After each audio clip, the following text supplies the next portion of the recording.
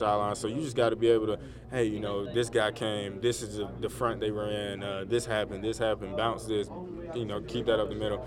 So it's just all just complimentary stuff that, helps us all be better running backs. Kerryon, you guys have picked each other up, the running backs all year long. It looks like it might be you back in there a lot. What just your thoughts and it's you down the stretch? I mean, we're going to have to come out and play next week regardless of what happens to anybody. So, like you said, we're going to have to pick each other up. If he can't go, he'll do everything he can to go, and I'm sure he'll be back by next week. But if not, hey, the train's got to keep rolling.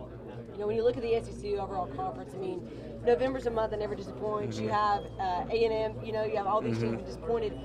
How does that make you go on the rest of the season mentally ready to battle that you cannot even count the teams out? Like you said, you can't count anything out. A lot of people, going in this game, well, Vandy's record is blah, blah, blah, blah. Vandy's a really good team. And we had that mindset, earlier in the first half. We're like, whoa, these guys can really play. So, I mean, second half we had to come out and had to make sure that we did what we could do to keep our destiny going.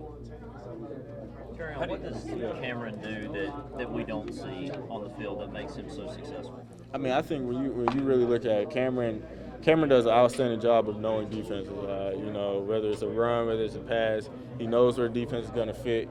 He meditates on that, so he knows what holes he can hit him. He can make his decisions faster. I think that's one thing that he doesn't get enough credit for.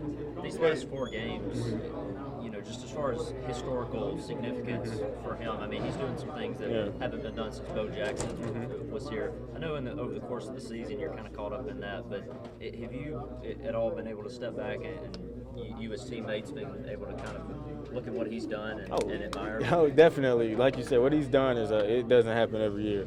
And we're going from playing fullback last year to a guy that nobody knew was going to play running back this year to being a 1,000-yard rusher for this team.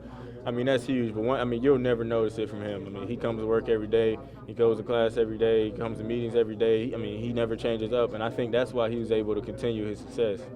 KJ, you guys were 9th in the rankings.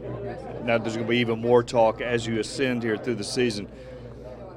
How do you try to block it out, or do you not try to block it out? Is it a motivating factor when you try to focus week to week? I mean, honestly, I haven't.